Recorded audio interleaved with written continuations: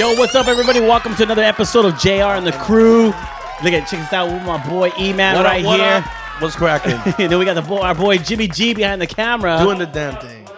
And look at, I know you see this gentleman right here. This is our guest today, none other than Lorenzo. The barber, a.k.a. Rocky, a.k.a. Sex Machine, a.k.a. Slick Back Hair, a.k.a. He Doesn't Care. All right, that's Dang, enough. we got a lot of names right now for this guy.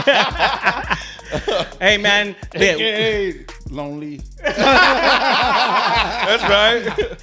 But check this out, guys. We are on location again. We are right here at Lorenzo's Barbershop. Yes, we're just in the foyer right here, but yet we have his whole shop right behind us on the left side of us. And we're coming live right here in the city of West Covina. So he owns a barbershop called Covina. I'm used to saying, you're like on the border, right? You're like Covina, West Covina. No, Yeah, it's Covina. no, It's Covina. Covina. We're like Covina. Yeah. Covina. Protocol. Barbershop. Barbershop. So this is Protocol right here. This is Lorenzo's shop. Protocol, man. Hit him up and stuff. But we want to know a little bit about Lorenzo. That's the purpose of the show today. We want to get to know Lorenzo, man. This guy has a great story. So let's get right into it. Lorenzo, where did you grow up, man? Where did you grow up and how was that? California. Where? Pomona, California. Pomona, California. Okay. Born and raised. I live there. I still live there to this day. Okay. That's right. But how was that growing up for you? It was good. It was interesting. Pomona's a small city. Everybody thinks it's real big. It's small, but everybody thinks it's big because it's overpopulated. There's just so many people in the city, and it's filled. And It's filled with a lot of things. Yeah. Hookers. A lot of things. It's amazing because Pomona has so many landmark and interesting things. Like It does, yeah. really good things, but it's overpowered by the bad stuff. Really? Yeah. So people look at Pomona like bad, and like the history of Pomona is crazy because the Pomona's was built to be like Beverly Hills, and it was real high class, real expensive to live in. Then they made their first housing projects, and it just overcame the city. And Wow, that's crazy. So people were leaving LA, right, to go out that way. Yeah. And people came from everywhere, and just kind of like because they had the lower income housing. Right. So people move and go towards that. Like it happened to Moreno Valley, and it happened to a lot of places. Right. So what happens is it just more and more, and the politicians see more money, so they build more, and then they wonder why the city gets Is all where it's fucked at. up. Yeah, Exactly. Because even at that time, we did Jimmy and myself. We had two friends who actually passed away because of the black against brown. Yeah. So I mean, we had a guy. It was really, really bad in Pomona for a long time. When I was younger, I was a knucklehead. I was out there always just if I had a gun and $20 in my pocket, fuck, I was rich. I was having a great time. Like I was a dumbass, just like fucking I was supposed to be. Right. But it's crazy because Pomona's also full of opportunity. Yeah, That's right. It is. Most of it's selling drugs, but That's a lot of opportunity, my man. or your body. That's but, not bad. That's not horrible. opportunity, no, but But like how you said about the the housings and all that, did you grow up in like those housing projects, or did you live in a regular Beverly Hills home? You know what's amazing? My dad. I learned this from my dad. Work hard. When you do work hard. And Hustle. I learned something from my mom. Hustle hard. Right. My mom is a fucking amazing hustler. I'm sorry, can I cuss? Yeah, All man. right, Of my course. mom's an amazing Seen the show hustler. before? Wait. Did you see E-Man before? So didn't do anything. my mom, my dad owned his own house. My mom owns her own house. Right. My dad, rest in peace. He had sold it and then he passed away later on. But they weren't the type of people that wanted low income housing. They busted their ass. My mom used to hustle like crazy, work and hustle, and I've always admired my parents for that. And that's where I got it from. Like me, I hustle. Man, you know me. Like I don't ever definitely. stay broke because No. it feels terrible to me. It feels like I'm letting my parents down, myself down. Right. So I've never stayed down and out. You know what I'm saying? Definitely. Especially right now in this pandemic, you owning your own spot.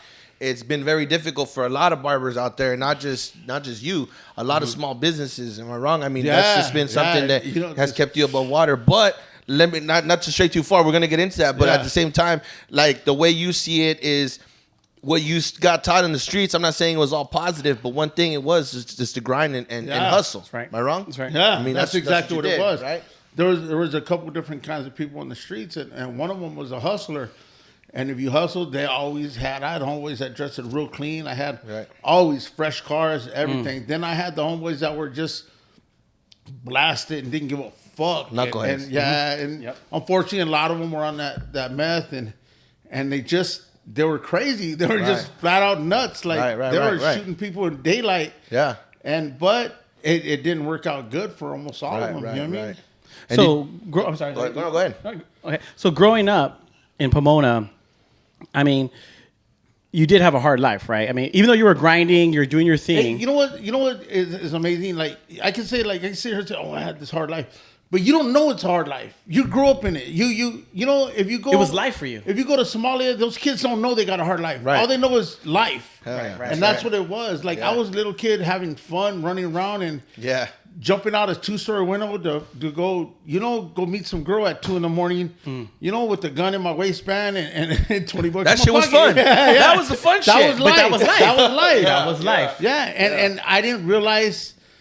I've never realized until I got older how the stuff I did was terrible. Like, He's like, wait a minute. It was terrible. Yeah. And surviving it. Yeah, and I thought it was everything you normal. went through. Yeah. I remember like at 2 a.m. going to see girls or whatever, ducking behind bushes because I'm in an enemy's neighborhood, and I got my strap and I'm like behind poles and like it's like a comedy skit, and it's like but that's what you did. If you wanted to go somewhere, you learned to duck, dive, and swerve, and and luckily I got through it. I've been shot, I've been stabbed, I've been through a lot. Luckily I'm here. You look good still, bro. I know, you look good, man. They didn't hit the face. That's what's up, man. Other things hit the face. Oh man. No, that's good, man. I mean, because you grew up in Pomona, man. You lived your life. So, I mean, were your surroundings kind of like that kind of determined where you were headed at that moment? So you kind of like adapted to where you were at then? It's amazing because people can say like, oh, it's very few that like they grew up in some ghetto ass area and they're like, oh, don't join the neighborhood, and they end up being an engineer or something. It's very few. And usually those kids are like real shelters by their parents and stuff like that. My dad worked his ass off, bro. He would leave at 5 a.m, wouldn't come home till 6 at night. Wow. He was tired. He's come in, take a shower, and he said, hey, boy, you hungry? And if I was, he'd make some meal. If not, we'd grab some fast food and chill. But mom worked her ass off. Then she would come home and hustle. Right. So neither one of them could really get a grasp on me. I was disappearing that night. They were asleep. I was gone. Yeah. I was, with my always, I was the youngest out of my generation. I was the youngest. And they would be amazed that I was 13 years old and out 2, 3 in the morning, like just chilling. Like, right. They'd be like, fuck, dude, don't you got a house? You know what I mean? Well, like, how many siblings do you have? I got one. I've had 2, but I had a brother that passed away actually before I was born. Okay. And then I have an older sister right now that's actually fighting with some health problems right now. Okay. And it's not looking too good, but you got our hopes and prayers out for her. But yeah, she was a little older than me, and she grew up. The thing with her is she grew up protecting me, and we were real close, but the meth got her. And and that, it grabbed a lot of people when I was growing up that I knew. You had the girls when you went to high school that this was my biggest struggle, not to get into that. Right. Well, you had the girls in high school that were so fine that you would drive to LA and people would hit you up like, oh, you're from Pomona? Hey, you know that girl so-and-so? And yeah, that's how fine she was. But That's how fine she was. Yeah. Damn, she made it all the way to 5 years LA. later, 5 years later, she sucked up. She's smoking the puffy pipe. And she just, she's disgusting. You know what I mean? Right. And that was probably my biggest struggle, to stay away from stuff like that. Right. Yeah. So you basically you didn't really dabble with drugs, but you just kind of like you were into the gangs and stuff. Yeah, I was into the gangs. I dabbled with drugs here and there, but as soon as I felt myself kind of getting carried away, I left it alone and I walked away.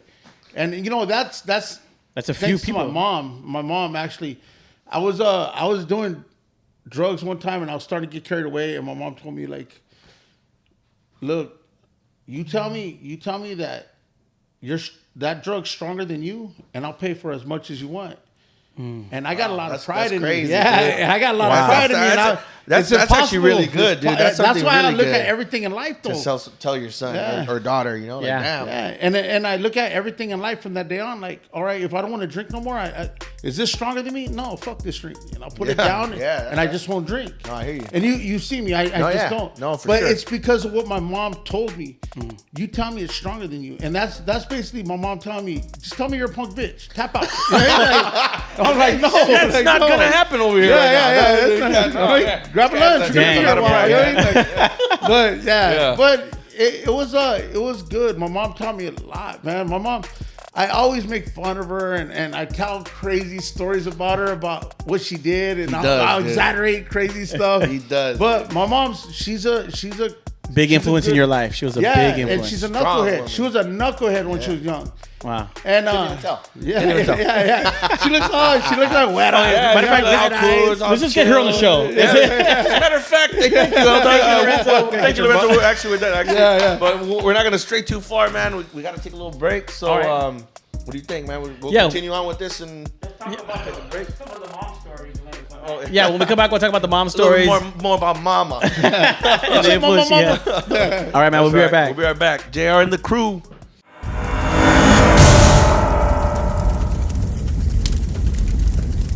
Hi, I'm Ron Contreras, broker-owner of Mortgage Masters.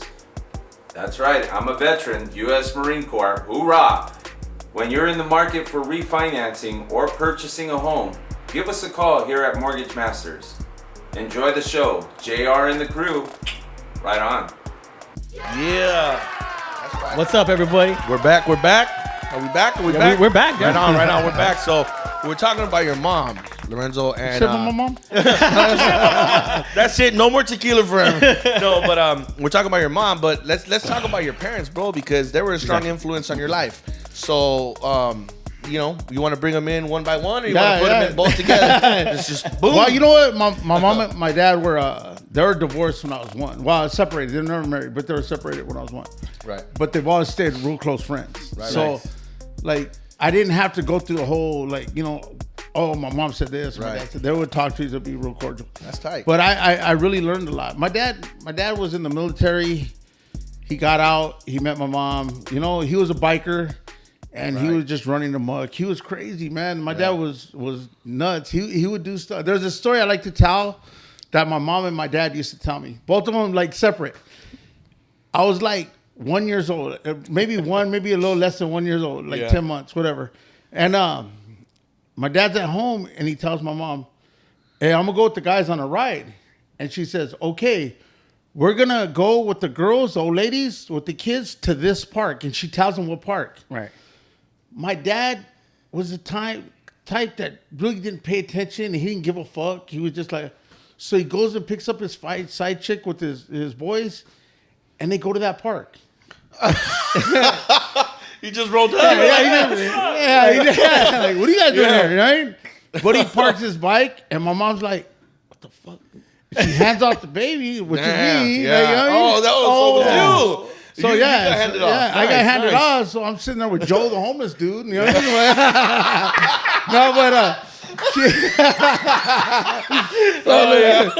and she goes over there and she yanks the girl off the bike by her hair. Oh man! So my dad's standing there just laughing, like he don't give a fuck. He's just laughing. Oh shoot, that's funny. And she's like, she gets mad. She kicks his bike over. Oh shit! So my dad starts laughing.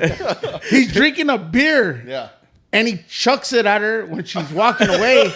And as he's chucking it, a cop's turning the corner and they arrest him. Oh shit! Yeah, they got him. Yeah. It was like they both would tell me when they tell me, they would just laugh. Like because my mom would tell me like you're a knucklehead like your dad, and my dad would be like, "Oh, your mom's fucking crazy. She took my bike over." But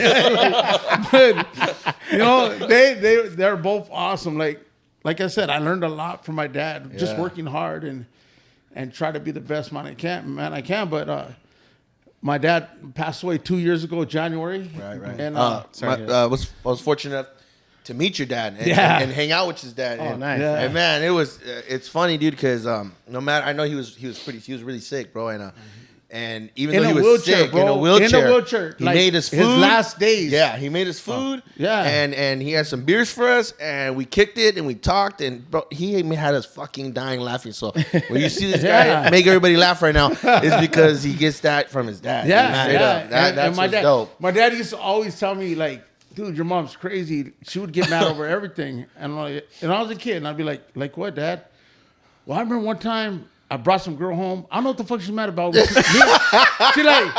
tell me, like, I don't know what the fuck she's mad about. For real. Me and her slept on the couch. And I'm like, what the fuck? I don't know why she's mad. Yeah. I don't know what the fuck she was mad about. What's she mad about? Oh my God. But he's serious. Yeah. But, Oh, my dad, he had a heart attack. And I remember sitting in the room, and I'm sitting in the room, and my dad's unconscious, and he's in the bed. And I'm sitting there, and I'm all choked up, and I'm like, fuck, my dad. And I remember falling asleep. And when I wake up to hearing my mom, and she went to see him in the hospital, and all she's doing is talking shit to him. Oh, what the fuck, you old motherfucker? What are you doing? And I'm like, hey, who's talking my dad like that? And I'm like, oh, hey, mom. Yeah. Hey, man, leave him alone. He's unconscious, man. Yeah, and my dad just like automatically goes. He's like, hey, did you bring your friends? And my mom's clowning him like, you couldn't do nothing with her. And I'm like, fuck. That's funny, I'm the only fucking emotional one right there. Yeah. And they're all fucking man. around like, I'm out of here, dude. Like, So your parents had a really good relationship. yeah, man. they did. They had a good relationship. You know no matter what? And it was amazing because my mom's a tough woman, bro. It's hard to make her cry. It's fucking hard to make her cry. I've only seen her crying a few times in my life. And one of the times is when my dad died. Yeah. I get emotional, but I seen her and she tried to hide it. And then, I know we're going through it with my sister right now, and I know she's breaking. I'm at work or whatever, and I know she breaks down. I know she does. She's a tough woman, man. Yeah. And when I got in this accident, when I came out of the coma, I got in a really bad accident, and I felt guilty because I know my mom was like just worried out of her mind. Right. And for those, like, I come home and she really don't act like nothing. Yeah. I lost 65 pounds and I was real thin. I looked like my father. I remember when I came home, she got teary-eyed. She told me, you look just like your dad. Wow. And I was like, wow, you know what I mean? And it hurt me because I hurt my mom, you know what I mean? Yeah. But she's a badass woman, bro. You see Super girls. dope. You see girls all day today on Instagram. I'm a bad bitch. This and that. You're not a bad bitch. My mom's a bad bitch. My mom's a bad bitch because you know what? My mom busted her ass. She bought her own house. She relied on nobody. She hustled. She's so dope. Back in the days, worked a job. She wasn't some drug fiend. She wasn't nothing. She used to just hustle her ass off. Yep. She conducted herself in a proper manner. She didn't act all ghetto, just all dope. Nice. She was a good woman. And to this day, she just works, and she just works multiple jobs. Right on. Well, that's good because you just told us, your parents were a big influence in your life. They still loved each other, man. I mean, that's awesome, man. Yeah. They love each other, and they showed it their own way. Yeah, fuck yeah. You know what I mean, they showed it their own way. But at that time, your parents, they're a big influence in your life. You were still doing your thing. What was that fork in the road in your life where you said, hey, I have to change? I not that you were living your life, what you knew, but there was a fork in the road where you said, I want to do something different. You know what I mean? I want to do something different with my life. Because you're an entrepreneur now. Yeah, you know what? And it was a process where a lot of different things hit me. Before I was going to prison and I was a youngster, I had kids. And I would do stuff like... So you went to prison. How long were you in prison for? 10 years. Total of 10 years. Okay. And I lost myself in there. I was in the hole for 5 years out of that. And anybody that's done anytime, I don't care what you've done, you figure out to lose yourself, to forget about out here and just deal with in there. And it was scary because I actually thought like, oh, this is me. This is what I'm gonna do for the rest of my life. Right. And that's a hard pill to swallow, and that's a terrible thing to think. When I came home, I seen my kids. And my kids used to go to the visiting. My mom used to take them, and they used to be, oh, Dad, and I love you, and hug me. My kids seen me. They had them cover their eyes. And I stood on the porch, and I remember they go, uncover your eyes. And, I was paroled. Right. And my kids looked at me, and all of them at once, without, like, talking to each other. They all, like, what the fuck? And they took 2 steps back. Like, what is he doing over here? Yeah, like, you're not supposed to be here. Yeah. Wow. My kids didn't want to, like, they love me when they go to visit me, but they didn't want to go with me to the mall. They didn't know me, and that hurt. That fucking killed me inside. And I said, look, I got to do better for them. So I didn't really gangbang. I sold dope, and I just wanted to make.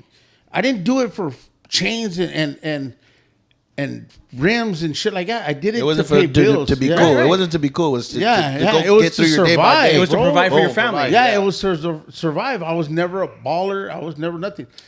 I would look at motorcycles and trucks and cars and be like, man, you got to be rich to own that. Right. And I didn't realize you just got to work to own that shit. Yeah, you know what I mean? Like, gotta grind. selling dope gets you so far. And you know what the thing about selling dope got me? Opportunity to where I'm at. And I get it. Like, people might say, like, that's my only choice. It's your only choice right now. Save that money. Save that money. If that's what you got to do, then save that money if you haven't got busted. But if you're busted, you're fucked already. But it's like save that money, and the first chance you got to get out of that, get the fuck out of that. Right. Because once you start spending money on clothes and dough, like chains and all kinds of crazy cars, you're never gonna get out of that cycle, right? And you're gonna get busted. Everybody gets busted, and you're gonna lose everything. And then you're gonna start over, and you're gonna start over, and you're gonna start, and it's a cycle. And I was fortunate enough to where, like, I started seeing shit go bad.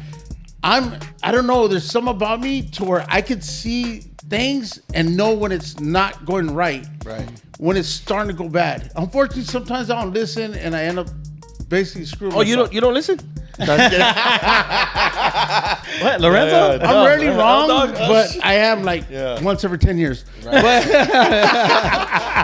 No, but and that's the thing. Like I stacked a little money, and when I got a chance to get out, I got out. That's right. And I got out, and I own a shop, and I had a partner for a while. And me and that partner went our ways. I opened my own shop, and I do great here. You know what I'm saying? Right. I love this shop. You know what I mean? This is my livelihood. That's right. And real quick, bro, not to cut you short, but we're gonna take a quick break, and then we're gonna continue on. In the second half of the show. So, sounds good. JR and the crew.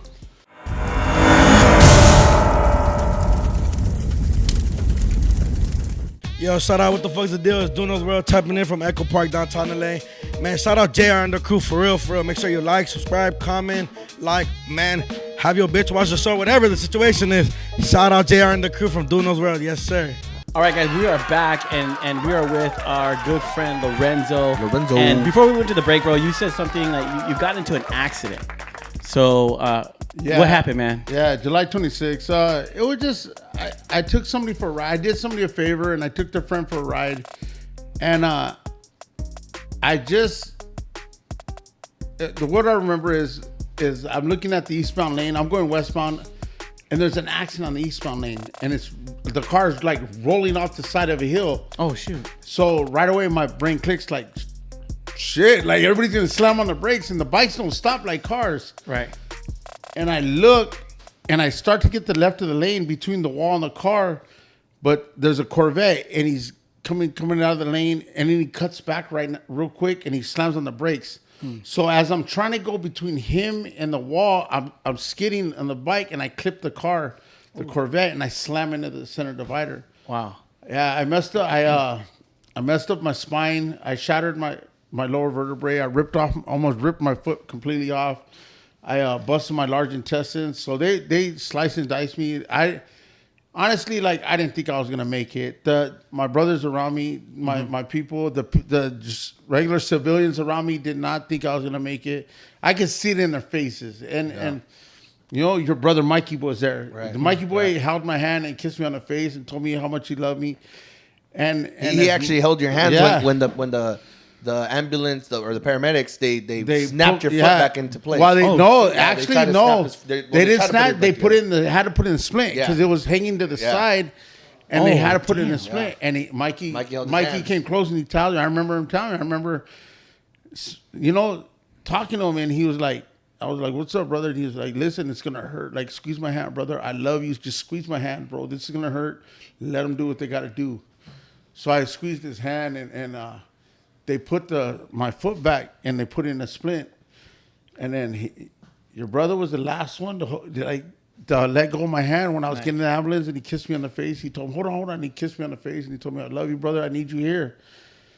That's right. 10 days later, he passed away on me, and I was in the hospital, and it was like one of the hardest. Look, bro, my father passed away, and that was the hardest thing I ever had to deal with. And I never thought something would hit me as hard as that. And when Mikey passed away, it equaled out. And right now in my bedroom, I wake up, and I got a dresser and a wall for your brother and for my dad. That's and right. I wake him up. I say good morning every morning to him, and I love him. But the accident was a big. I like to say it was a big setback, but it's going to be a monster of a comeback. That's right. You know what I mean? Yeah, it was a setback because you. Thank you for that, bro, my brother. But it was a setback because you're already an owner of a barbershop, right? Yeah. So, but how did that come about, bro? Like, out of all the opportunities you might have had, why a barbershop? My mom does hair. So check this out. Oh, nice. So I'm selling dope, bro. Yeah. I'm selling dope, and I'm trying to figure our way out.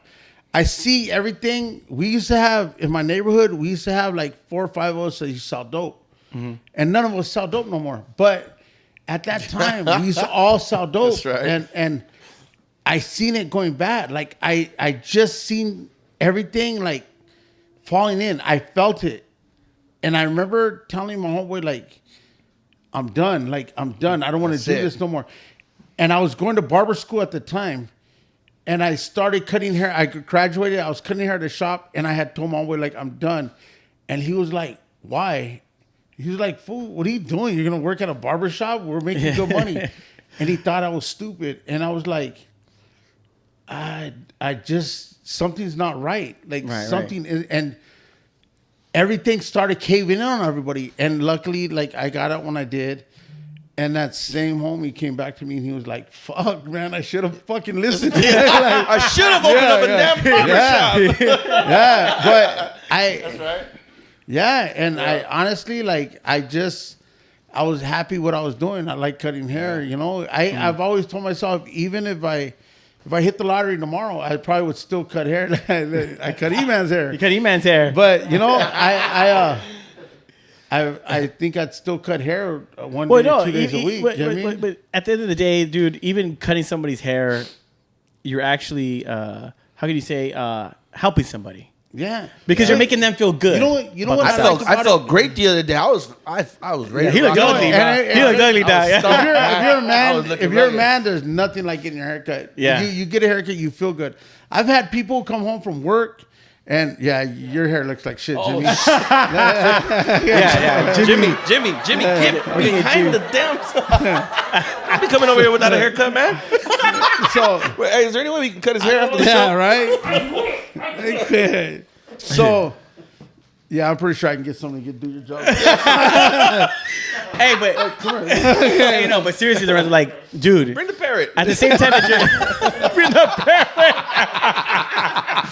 But hey, for those of you that don't know, when you come and get a haircut here, there's a big ass parrot that kicks it with you in the waiting room. But bro, like, seriously, like,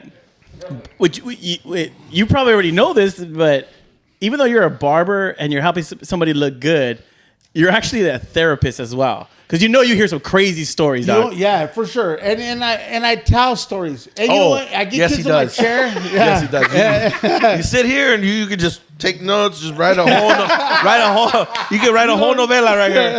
You know what though? Honestly, my favorite is when I get those little kids that are knuckleheads in here. And look, around this area, these kids, they're not real knuckleheads. They're just them cats that are like testing the waters. Right, the middle class. And I tell them, like, bro, like, what are you doing? Like, this, and this. This is what I went through. They'll shit on you. Like, don't do it. Like, And I like to tell them, like, shit, when I was a gang member, I never went nowhere except the park. Now, bro, I fucking go everywhere. Don't get me wrong. My mom always loved me. I'm not, like, bad with them, but I just changed around a lot of things. Now I've been to Hawaii. I've been to, like, New York. I've been to so many different places, and enjoyed myself. And they respect that you changed it for the better. Yeah, no. So that's how you know they're your real homeboys, because they know that you changed it for the better. Instead of hating on you. And shit, yeah, but my homeboys that grew up and they go to Havasu with their boat and their shit, they love me. And then you get some that are still stuck in there. And I think, honestly, I'll tell you straight, you're envious. You know what I mean? You're envious. You're mad. You're mad because you're stuck. Don't be. Fix your fucking shit and go do what you're supposed to do. Exactly. That's anybody in life. Exactly. That's anybody, bro. Right. Don't sit there and waste energy being mad at me. Fix yourself and do what you got to do to live a better life. Everybody blames 2020. Don't be a victim of the 20. Yeah. Right. 21 will be the same if you let, and it'll sit there and slap the shit out of you. Make it better, do good. Now that you mentioned 2020, through all this COVID stuff, bro, when everything's shutting down and you owning a small business, how did you keep the business afloat? Because I know a lot of people out there that own small businesses would like to know how you did it. Maybe you can give somebody advice on how to keep their business up. I told him fuck off and I kept cutting. That's right. That's what I'm talking. Straight up, dude. Get this guy on the damn show. Look, next show he's got to be on, bro. He's got to be a host, man. Check it out. This is what I felt. You could come in here and fucking shut me down because I'm cutting, or I could stay home and not open my shop and be a punk bitch and be shut down by going broke. Which is that we established earlier that he is not a punk bitch. You know what I'm saying? I honestly, like, I can't afford to stay closed. I do appointment only. I keep it safe. I keep it sanitary. I got signs 6 feet, wear a mask. I do all that. Yeah, you've done everything the CDC asked you to do. But I cannot afford to shut my fucking doors. Like, there's big businesses that have went down. Right. What's going to keep a small business? And I don't get nothing from the government. Right. I don't get nothing from the state. Right. God damn, did I just burp on camera? But I don't get nothing. I don't get no kind of relief. And nothing helps me. So I'm quiet on the set. No, just kidding. My bad. So everybody shut the fuck up. Joe the homeless man. Yeah, I know, right? Hey, Joe's here. He's the one that told you Give we him were the one. cans. Give him the cans. We got Tattoo Dave in the house. What's up, Tattoo Dave? We're gonna put his ad out there too. Hey, you misspelled the name you tattooed on me though. He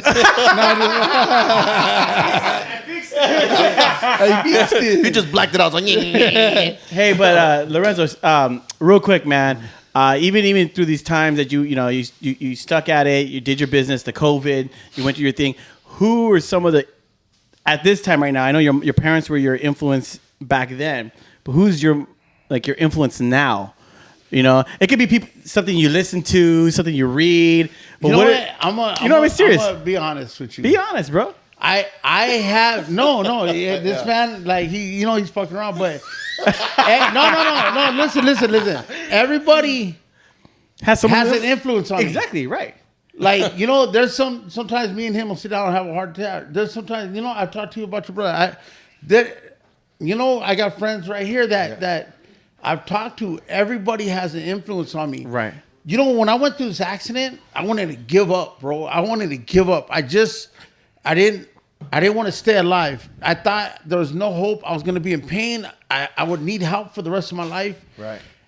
But there was so many people pulling, and thank you for everybody that pulled for me.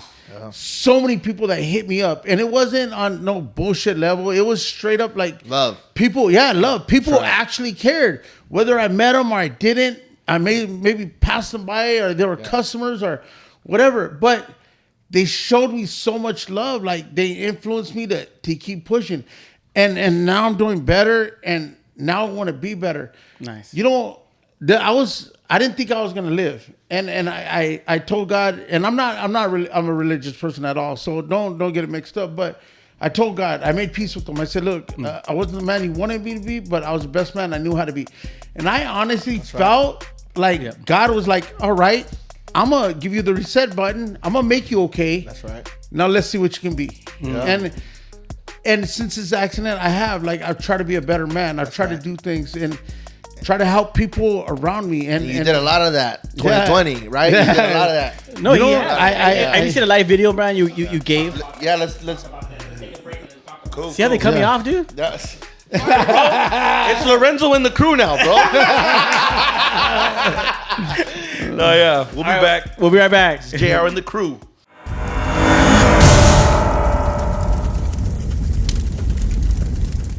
Hey, what up? It's your man Julian Valentino, the hot Latino that keeps it hot like Tapatio. You are now tuned in to JR and the crew. Like, subscribe, and you know what else to do. All right, what's up, everybody? We're back here with Lorenzo, the barber at Protocol Barbers here in Covina. Make sure you check them out. Give them a quick shout out. But we wanted to go into some of the good things that you actually did, some positive things that you did this past year, 2020, towards the end. Well, actually, you want to touch base on that? Honestly, people remember like the last year, but the whole 8 years I've been in business, I've been doing things every holiday. Right. But like this last year, I was fortunate. Thanksgiving, I love Thanksgiving. It's my favorite holiday. Right on. So I kind of felt I had a little extra money put aside, and I was like, fuck, man. Either I can pay some bills or I can help some people out. And I'll be honest with you, I was like, the bills can wait. COVID, put it on my tab. You know what I mean? But I bought 14 families full dinners. One lady, I bought a crock pot because she didn't have an onion oven. And How did you find these people? Instagram. Like I put out there, look, if you need Thanksgiving dinner, and. Did people think you were joking at first? At first, yeah, like it was like they didn't want to ask, they're embarrassed. Oh, yeah. And I kept telling like, don't be embarrassed. Like if you need something, I'm not gonna announce it. I don't want credit for it. I just want to help, and that's you want to bless somebody. Grab it and go. Like I'm not tripping. You don't even have to tell me your name. But and then I got like little people getting in my ear, like, how do you know they really need it? And after a while, I felt like I don't care. It's not what you're doing to me. It's what I'm doing for you that matters. Exactly. And that's why I feel like a lot of people got to go into things like not worrying about what the other side's up to. Right. And I fed 14 families, and I got pictures. I got pictures. Nice. People can we blast pictures. those? No, just kidding. I gotta find them. I gotta look through my phone, but I got 14 pictures of naked girl. No,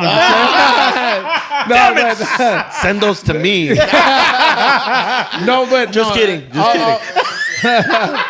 No, send them to JR. You're in trouble. All joking aside, I got 14 pictures of dinners. Like this is what we did, and I really liked it. I really felt good about it. When Christmas rolled around, I spent roughly like $1,700. And there's people that donated money. They're like, bro, I don't want to do the legwork, but here's some money. Like, it didn't all come out of my pocket. With you. Right. Yeah, it all didn't come out of my pocket. Right. I didn't ask nobody for it because I hate when people say, I'm going to do this for the homeless, but if you want to send donations to help me, no, you're going to do this for the homeless. Just do it. Yeah, you know what I mean? Exactly. Don't ask nobody to help you to help them. You know what I mean? Right. Or film yourself doing it. Yeah. That's another thing I really don't approve of. Yeah. Doesn't he's eating a hamburger in front of a homeless guy. Joe, the homeless guy. He's a good babysitter. So check it out. So look, I basically fed 14 families, and that's good, man. I felt good about it. I spent $1,700. Some of it wasn't my money, like I said. People pitched in, and then. So on Christmas, I tried to get on that same roll, and I bought $1,500 worth of gift cards. That's right. And I passed them out to kids. I had people come by, bring their kids. And you know what? And I had a friend pitch in candy bags, little bags filled with candy. And I had another friend, and oh man, I want to plug them. She does balloons. Sandra. Oh, their phones are here. Yeah. Oh shit. There you go. Hold on. Pause. Look.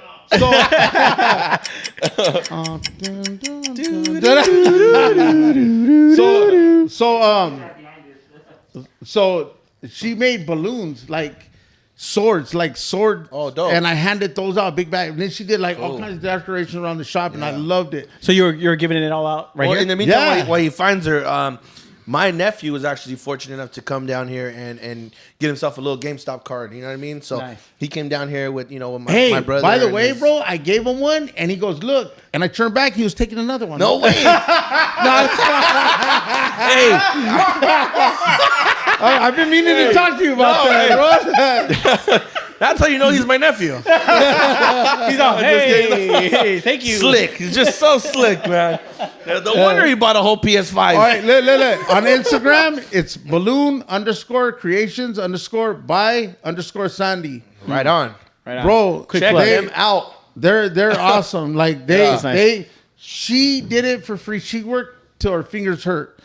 That's good, man. That's nice. and another friend of mine, Jefita, they call her Jefita. Her and her husband brought pizzas and their friends, their friends that came with them, Grizzly and them, they bought Capri Suns and waters for the kids and it felt good because you inspire people to do better things. And, everybody coming together. Some people want to help, they just don't want to do the legwork, bro. And and if you want to make that legwork, then they'll come. You don't have to even ask them; they'll come. Right. And you make people's holidays better, man. This COVID killed everybody. Yeah. And some of these parents weren't going to be able to buy their kids too much, and that extra gift card, that extra stuff, might have put a smile on their face. No and doubt, that's what I care about. You know Definitely. Quick question though, Lorenzo. I know you're a business owner now and stuff, so you're doing this thing. You're giving back to the community, but do you feel that sometimes people look at you differently because they look at your outer appearance? Yeah, definitely. You know what I mean? But I do. But then when they meet you, they meet you, they're like, "Oh, he's he's cool, man. No. He's cool. cool." You know what? People look at me crazy all the time. Neck tattoos, like I don't care. Face tattoo, and people look at me crazy all the time. But I do stuff that will make them tell a story. Like I'll be in Stater Brothers, Winkle, wherever, and I'll be buying a few little things, and then you see the mom with 3 kids and. Put that down. I can't get that. And I'll wait till they ring up the groceries, and I'll pay for the lady's groceries. Wow. I'll be like, hey, here, if it's $62, here's $80. Give her the change, and I'll just. I don't want to thank you. I don't want nothing. Yeah. Hey, bro, you know what I want? Where do you shop at? That way we can be, that way we can be in from the front of the line and be like, damn it, formula, everything. All kinds of 24 packs. All kinds of 24 packs. Just putting them. Damn, I can't take all these 24. Yeah, but you know what? You know what I want, bro? Honestly, you know what I want? All I want is I want them to give that story like, this tattoos, scary looking motherfucker. Scary as fuck. And just bought my groceries. Didn't ask for a thank you. Bought my groceries and walked out. That's what I want. I want people to stop judging everybody. I get it. There's a lot of people with tattoos. Yeah, there's a lot of people that are fucking scumbags. I get it. Protect yourself. Be careful. Yeah. But just don't judge people because you know what? There's people like me that try to do as much as I can for people, and I've done it way before my accident. I've done it way before a lot. I've been doing it for 8 years. And then there's people in a suit and tie that'll fucking kidnap your kid. You know what I mean? Exactly. That's the realest thing. Just because don't judge the book by its cover, as they say. You wear an Armani suit doesn't make you shit. You know what I mean? Shit. And people need to open their eyes and really see that. That's true, man. Look, we got a governor that's over here raping everybody and keeping his businesses open. All the businesses down and everybody looks at him like, oh man, he's so great, and he's not. No, he's not doing good. He's the worst criminal there is. He's shutting down a whole state. Yeah, man. Yep. White collar crime is bigger than blue collar. Yeah. You know what I mean? But nobody knows that. Yeah. No, for sure. So real quick, man, I know you have a lot. Because I've talked to you personally. We were chopping it up the other day. Literally, you were chopping me up. Yeah, you were chopping him up. And commercial coming. Well, actually, it's already been out. But you saw the commercial. We're gonna play it again. We'll play it again in this. But man, so where are you going, man? Where are you headed? Home after this. Trying to take me to dinner? Well, everyth's closed right now, so I got to take you to dinner. No, man, but I know you have some big dreams, man. Because we were talking, man. You have some big dreams, man. You want to do a lot. I play the lottery every week. No, Great. That's our investor. No, that's the guy. That's my way of saying like, shit, man. Everybody needs to shoot for the moon, and honestly, I want to buy a house in Vegas, make it Airbnb. I want to. That's dope. I got like 10 different plans in my head that I want to do, and Can you share some of those with us? What you got? Yeah, bro. Besides the there's Airbnb, Yeah, there's clothing. Airbnb lines. coming soon in Vegas. Yeah, We'll be there. We're recording this. We'll test the house out for you. Bro, like I want to open another business. I want to do things that Another barbershop or just another business? just other businesses. Different. And Okay. to be honest with you, it's about the money, but it's not all about the money. Right. When the day comes when I do die, I want to leave my legacy. I want to leave my kids to be like, this is my dad. Yeah. Like, you know, when I did that video with Black China, like my kids dug it. Their friends dug it. My kids are adults now. And they were like, fuck, man, Dad, you know, like that was You got close badass. to that big old booty. Yeah. You got close to that big old thing. I'm kidding, China. I'm kidding. Like she's gonna watch. I this know. shit.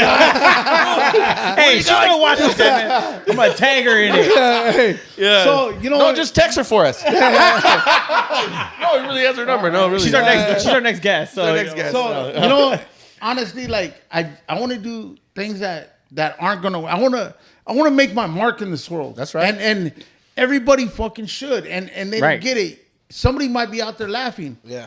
Fuck you.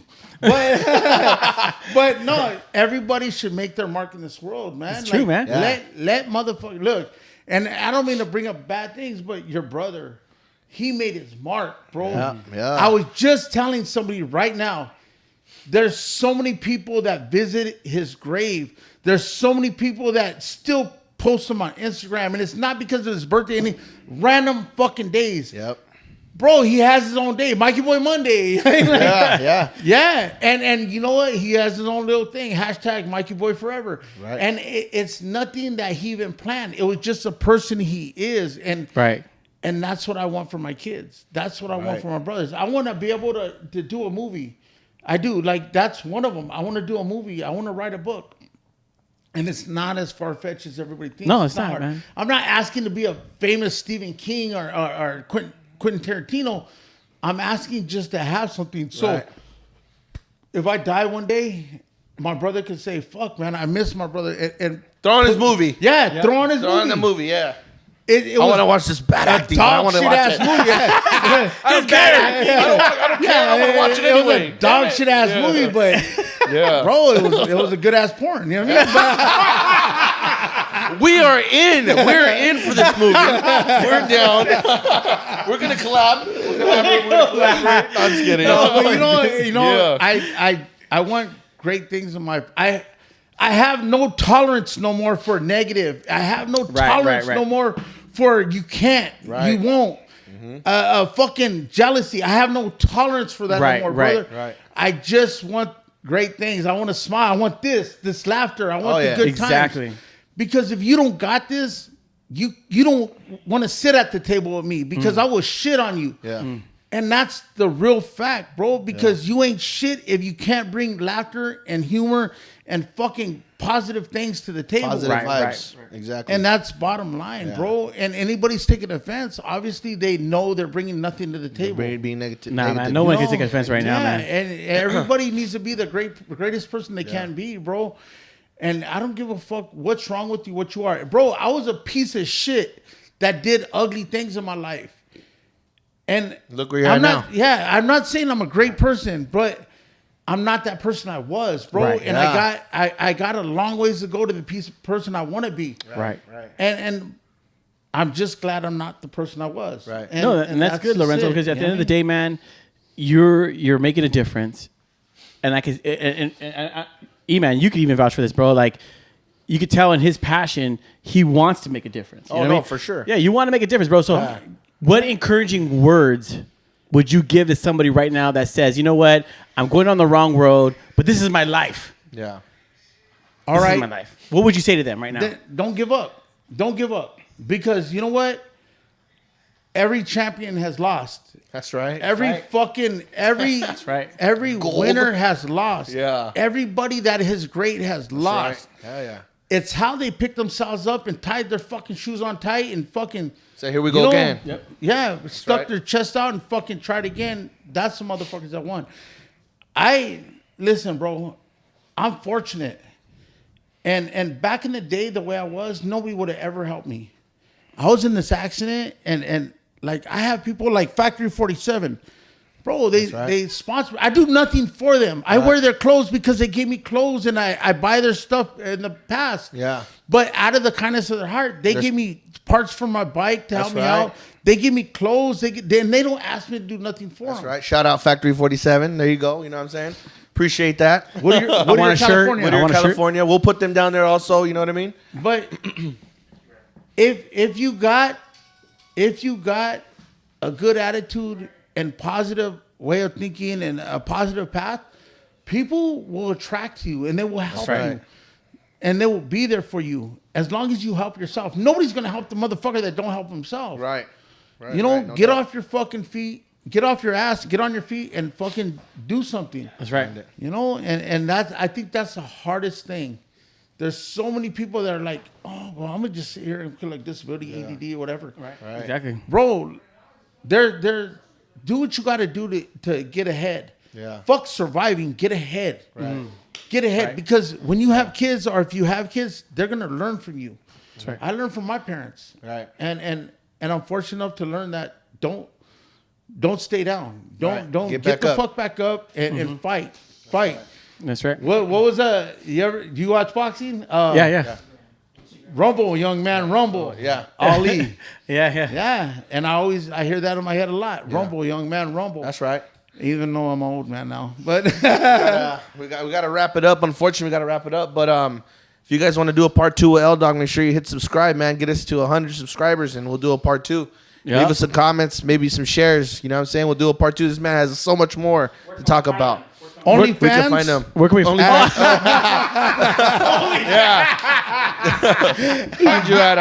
We can find you at Lorenzo the Barber Lorenzo on IG, the Barber on Instagram. Our Protocol Barbershop. We're gonna put you down there, right there. Yeah. We'll Listen, support your local business, small business, whether it's mine or somebody else's support. Because at the end of the day, without small businesses, we're screwed to the man. You know what I mean? That's right. That's right. Thank you, man. Appreciate it. Yeah, thank you, Lorenzo, for coming on, man. We really appreciate you, man. Appreciate you. Seriously, and email, do your thing right now, and it's out. Oh, make make sure you subscribe, man. Subscribe, share. We're gonna do my mustache with 300 shares because 150. It seems like you guys really want me to shave my damn mustache. It was too easy. So subscribe though, man. Just give us some support. YouTube, Instagram. Make sure you follow JR in the Crew. JR in the Crew. 500 and you get his eyebrows. How about we do 150? We take his eyebrows. Oh no! Hey, we're good. Until next time, guys. Peace.